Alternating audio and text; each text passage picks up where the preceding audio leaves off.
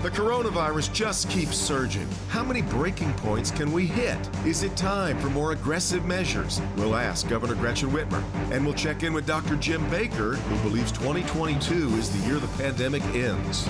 And we'll talk with Congresswoman Brenda Lawrence, who's calling it quits. How is redistricting reshuffling the Michigan political deck?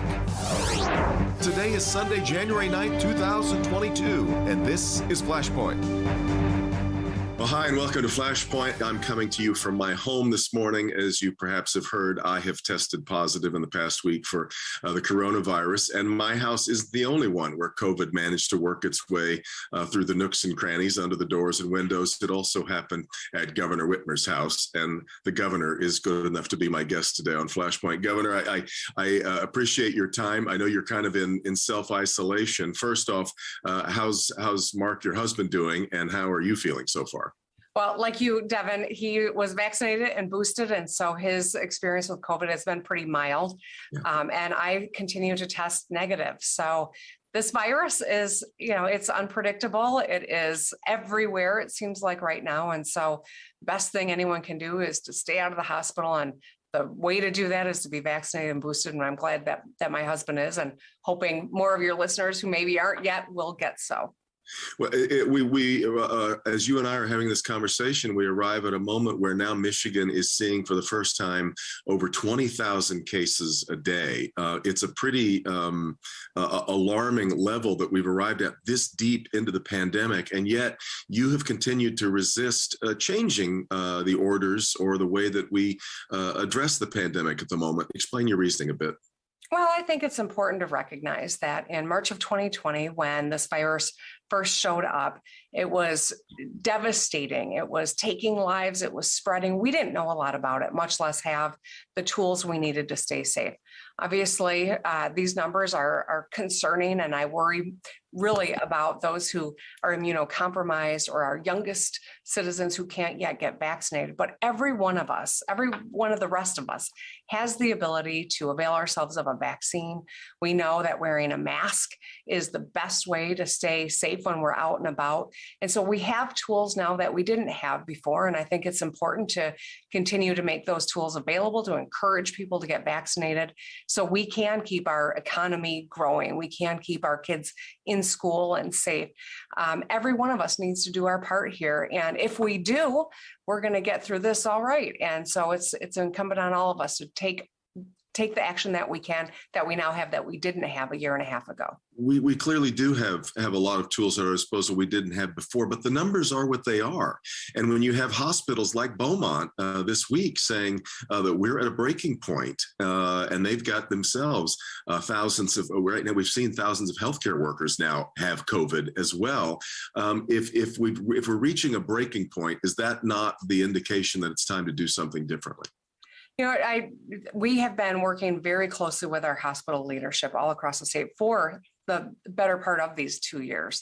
I know that our hospital workers, the doctors and nurses and respiratory therapists and everyone who works in our hospitals, they are exhausted. They've been breaking their backs to take care of the rest of us, and they put their own health on the line to do it. What we need is the people of this state to take some personal responsibility and get vaccinated, to get boosted if you've not yet been boosted and are eligible to be. This is the best way to relieve the strain on our hospitals. We all rely on our hospitals. We want to know that if we have a car accident and show up at the ER, we're going to be able to get the attention we need. And right now, that is really in question in hospitals, not just across Michigan, but across the country and frankly, around the globe. This variant is spreading so much faster. And while it may not be as deadly, depending on how you look at it, you still get a bigger proportion of people showing up at our hospitals. And that's why getting vaccinated, getting boosted, giving our hospital workers a little bit of relief and making sure that there's a bed available when those of us need it is something that each of us has to do our part to make sure that happens. I'll assume, though, that you won't preclude maybe having to change course in the future if something happens. You know what, Devin, I think it's always important to keep all of our tools as a possibility. At this juncture with this virus, we've got individually tools to take action to keep ourselves safe. There are a lot of people who have cut back on their social interactions, who are wearing their masks and good fitting masks and 95 masks when they go out and about, and have been vaccinated and boosted. These are the actions that each of us should be taking to keep ourselves safe and to collectively do our part to keep our hospitals from being overwhelmed. We've had the president's plan to try and to order large employers to mandate vaccines now argued in front of the Supreme Court. There's been some confusion as to whether or not you think that's a good idea or a bad idea. Where do you stand right now on a mandate for big employers? I support the president's actions. I think what the confusion stemmed from a conversation I had with a lot of employers who are worried that they don't have enough employees to do the jobs that they currently need. And they're worried that a mandate will mean that they'll have people leaving when they actually need to be bringing people in. And I was acknowledging that that's a very real concern. It's a concern for us as a state. We have 50,000 state employees. They mirror the public, and certainly there are some who are not yet vaccinated, and a mandate will create some of those stressors in state government as well. And that's simply what I was relaying. I never undermined or questioned the wisdom of the move. I just recognize it's going to be hard for us. Yeah, you said it could be a problem. I want to move into a couple of other issues here because I guess this is typically the time of year you would be talking about a state of the state address. Have you made any plans yet toward that and how it should be done this year? I think in the coming days, you'll see kind of what our plan is. We know with the COVID situation, it's probably not wise to convene everyone in person in the traditional sense.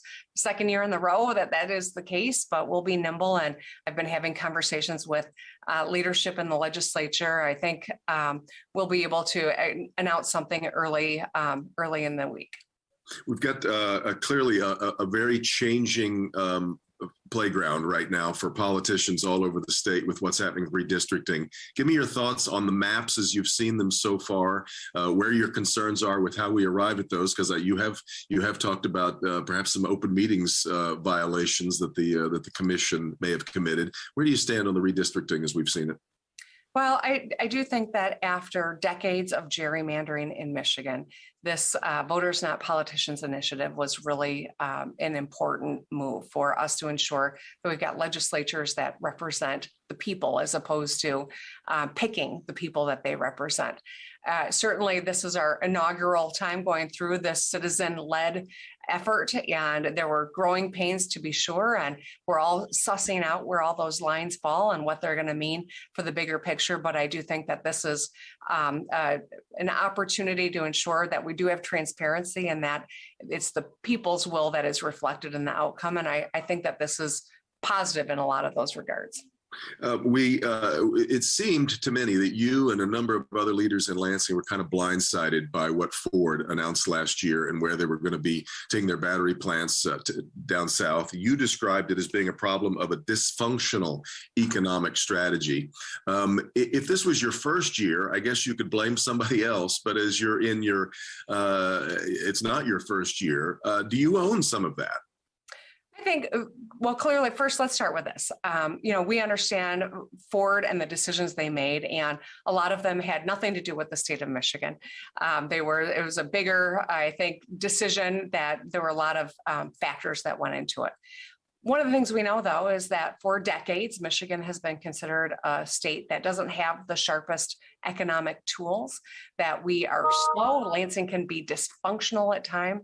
And I think that's why it was so important that we work together, business community, the legislature, my office, Republicans, Democrats, labor, we all work together to make sure that we created sharper economic development tools. We moved fast and we worked together. So we dispelled that old narrative and showed Michigan is serious. This is a place to invest, and we are going to be a place that does cutting edge manufacturing and solves the world's problems. And so we now have those tools to do that. It was a great bipartisan victory, and I'm really pleased, and I think it's going to inure to our benefit. I think we'll see the fruits of that labor soon. Governor, I could ask you a million more questions, but I'm afraid I got to get to a break. I wish you keep avoiding the coronavirus as best you can. Best wishes to your husband, Mark, and we'll talk to you again soon, I hope. Thank you. I look forward to it. You bet. We'll be back with more. We'll talk with Congresswoman Brenda Lawrence. This is Flashpoint on Local 4.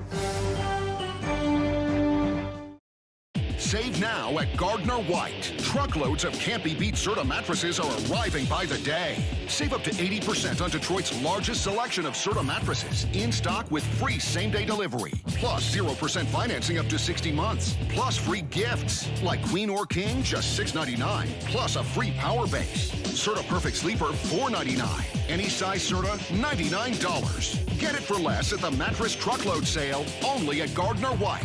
Going on now. Wallside's not one to brag.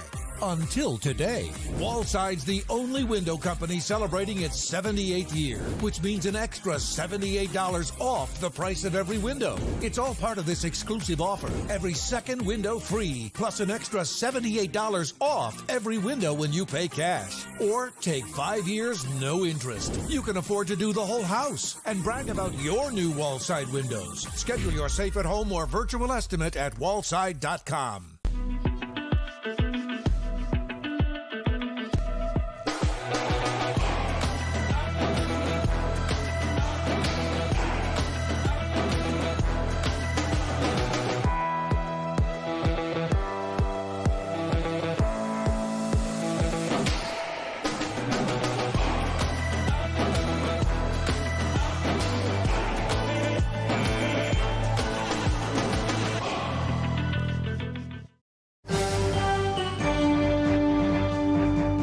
Welcome back. Let's continue now with Congresswoman Brenda Lawrence, who announced this past week that she will not be running for re-election. When you're the representative from the 14th district, and you, of course, know going in that there's only going to be 13 in the next Congress, you know the change is coming. But Congresswoman Lawrence has decided to make a bigger change than just her district. Congresswoman, it's good to have you back on Flashpoint. I was just asking you a few minutes ago during the break, have you felt any misgivings since you made your announcement, or are you feeling maybe some relief that the announcement's been made? It's bittersweet. It's like exhaling 30 years in public office, where few people recognize the demands that it places on you as a person, the accountability, and how you tell your family, you sit in the second row because my job and my oath is to take care of the people. And oftentimes, I use the example when we had that huge power outage and everybody's home was dark. We had so many crises. I left my family in the dark to go to City Hall to take care of my city. And that's just one example. And so, you know, when you're reading a book, you're always excited when you turn to a new chapter, what's going to happen next? Yeah. So I have that excitement. I have the bittersweet because I've always served, and my anxiety is I want to make sure I find the right place that I can continue to serve with all the experience and knowledge that I have gained over these 30 years. Yeah. Your departure, though, leaves a lot of wrinkles here. First and foremost, I've known you for a long time. I know you do not take for granted at all the fact that you are the only African-American in the Michigan delegation. That had to give you a little bit of pause to leave that position vulnerable. Absolutely. It was an extra burden. It was an extra responsibility, and it was an extra honor to serve in that capacity. So be very clear that, Devin, I will be finding and searching for that African-American candidate that can go from start to finish to representing this amazing community in Metro Detroit in Congress. I've gotten a lot of calls, Devin, from people that I knew always wanted to do it, to people who you never thought, oh my gosh, you want to run for. And I told someone I must have made it look too easy because, you know, this is hard work. The last 4 years, Devin, under Donald Trump, I didn't sleep a lot at night. It was like a water hose coming in my face every single day. January the 6th, where we were physically, our democracy was attacked. We went to war, we were attacked. And like Nancy Pelosi said, when she came in that room where we were huddled together to be safe, guarded by our Capitol Police, she said, we are at war, we were attacked today, and we're not gonna let them win. We're going back on the battlefield. We're gonna vote to confirm these votes, and they will not win. The thing I said so much about the anniversary of that horrible event was that they didn't win. And that's the thing that gives me hope. And that's what I want to see in the next person of color to represent this. The other vulnerability, though, that you can see that you're a sort of part of now is I believe you were the 25th Democrat in Congress to announce retirement from Congress, coming up in advance of midterm elections that are always tough for the party in power in the White House and in Congress. What are your thoughts about the vulnerability of your party now moving forward? I feel the Democratic Party, because being on the ground, being in the rooms negotiating these last few bills that were transformational for our country, we're very committed. We have strong leadership. Yes, leadership changes, just like we get a new president every 8 years at minimum, but sometimes every 4 years. Our democracy is strong. The Democratic Party, what we stand for, the issues that we're fighting for, our accomplishments with Biden coming in contrast to what we had the last 4 years. I'm strong in my belief that the Democratic Party, because I'm making sure we send another Democrat back, we don't lose the seat that I am not running for, and we're going to do good. It's not going to be easy, Deb. You must feel there's a serious struggle ahead here because COVID is still running rampant. We do not have the kind of testing mechanisms in place that Joe Biden promised that we would have when he was running. You've got inflation, prices running amok. You must feel that this is a really tough ask for the party now. I feel strongly that when you look at the transportation bill, when you look at the vaccines, how we were able to distribute and vaccinate the large number of people. And now it's not about access to the vaccine, it's about whether you will take it. When you look at our commitment to getting the schools and our first line workers protected during a virus, and one thing the media does, and a lot of times the general population, they look at the current issue and equate the entire administration on that one issue. But what I can tell you is that Biden is so strong in saying, I'm going to fix this. This is becoming testing. The previous president said, slow the testing down, stop testing so much. And we are confronted now with our commitment to put the vaccine out there to stop the spread. We also need to test so that we can monitor that. And you're going to see some changes within the next couple of weeks that will address that issue.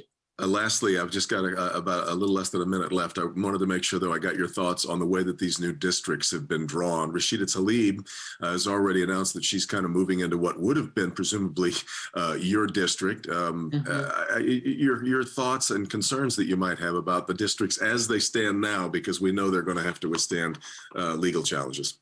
I am so glad, and I support the legal challenge.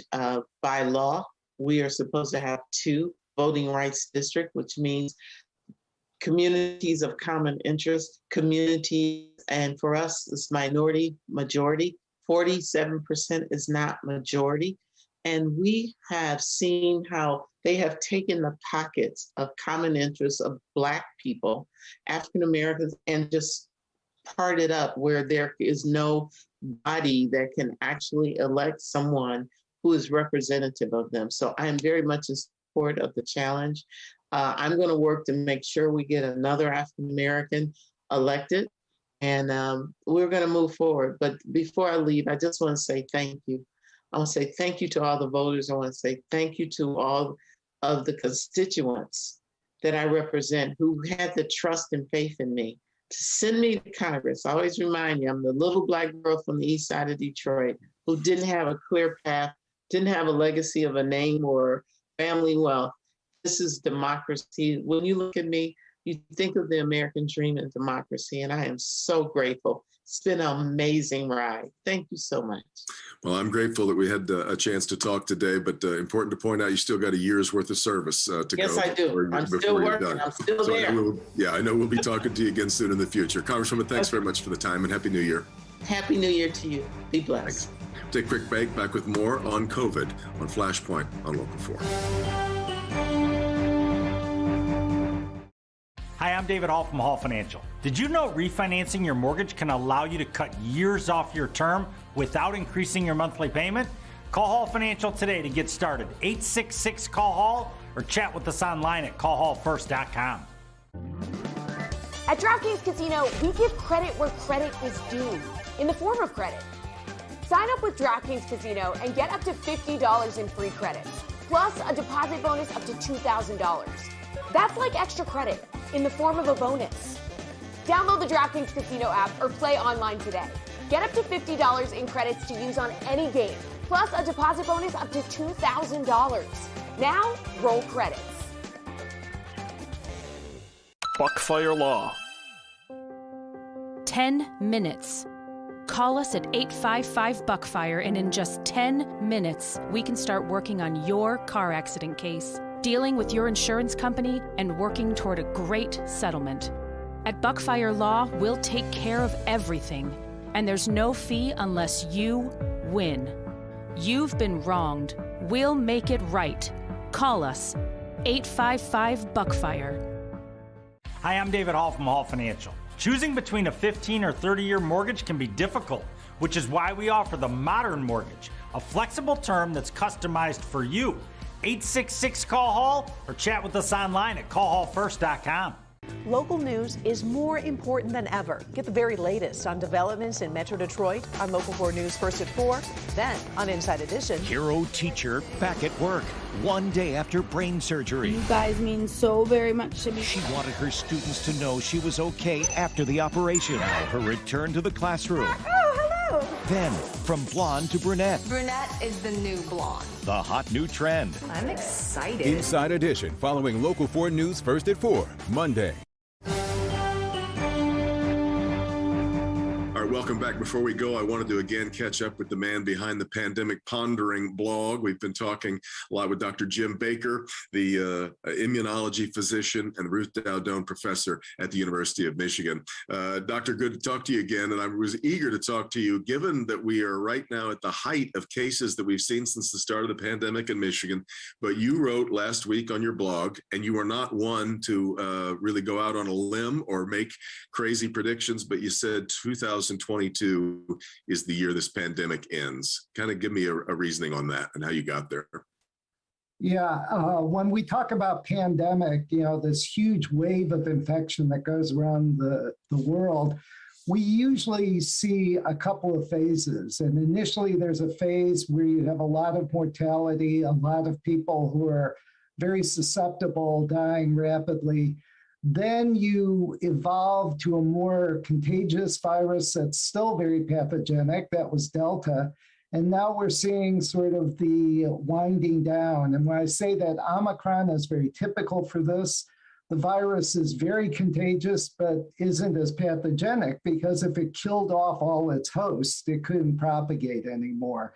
And the more people are immune to the virus, the more that they have a vaccine or have a natural infection, the less likely they're going to have a severe effect from this. So we see these downward waves as the pandemic burns out. Does that not sort of negate the potential? I mean, don't we assume that there are other variations and mutations coming? Well, there will be, but the fact is that we have more and more immunity and broader immunity with each wave. So that in fact, you've probably seen reports that Omicron is very effective in preventing people from getting Delta. So as you get a less severe form, a less pathogenic form of the virus, it's helpful to protect you. And in fact, Omicron would be sort of what we would have developed if we tried to make a live virus vaccine against coronavirus, because it seems to preferentially replicate in the nose and the upper airway and not in the lungs. So you don't get the serious pneumonia that you did with Delta. That's been my experience. It's been like a bit of a sort of a head cold. But as I mentioned to the governor earlier on the program, should I be concerned that the percentage of people who are in the hospital who are unvaccinated keeps getting a little bit lower. When it started out, it seemed like it was the hospitals were 75% people who hadn't had the vaccine. Now it's 62, 61%, according to the most recent numbers that we have from Beaumont. Is that a worry? Well, I think there are a couple of things. Number one, there's so many people infected. We're actually seeing people admitted to the hospital with Omicron and not because of Omicron. And we see that particularly in the pediatric population. There is an enormous amount of infection in children right now, but we only have 110 people children as of today in the hospital. And most of those kids were in for other things. So we're seeing a lot of people admitted with the virus, but not for the virus. The other thing that I think is reassuring is that it appears that not as many of the people who are infected, even if they aren't vaccinated, are requiring ICU care. So in fact, the overall, both the treatments are better, and it seems like the virus is less severe when you get infected. Lastly, Doctor, the other thing I wanted to make sure we talked about was there's been a lot of talk about other boosters that are going to be necessary. We've heard talk out of Israel that a fourth booster is coming along, and you kind of took issue with that on one of your recent posts. Number one, that it was maybe irresponsible to talk about that kind of thing yet, given that there hasn't been a lot of efficacy studies on it yet, but you're also not sure that that's really the course that these viruses typically need or demand. Right. Yeah, the Israel report, which gained a lot of notoriety, was about 150 people after 1 week of vaccination. So I don't really think that tells us anything right now. The Israelis are looking entirely at antibody neutralization, which we're finding out, especially with Omicron, is probably not the primary means of protection. Cellular immunity, I think, is more important. And long term, it may be that we need a different vaccine if there's a lot of mutation, or a different schedule of vaccines. Yeah. I think right now we've done as well as we could do with the current Omicron wave, given our primary vaccines. And in fact, they're better than the flu vaccines in terms of their protection. So I think we need to take a step back at this point and really see what comes next. Well, when we're standing in what feels like the worst of it so far when it comes to caseload, it's nice to talk to somebody who sees the light at the end of the tunnel. Doctor, thanks so much for talking to us again. I know we'll talk to you again soon. All right. Well, thank you. You bet. And that's going to do it for us. Thanks so much for being here.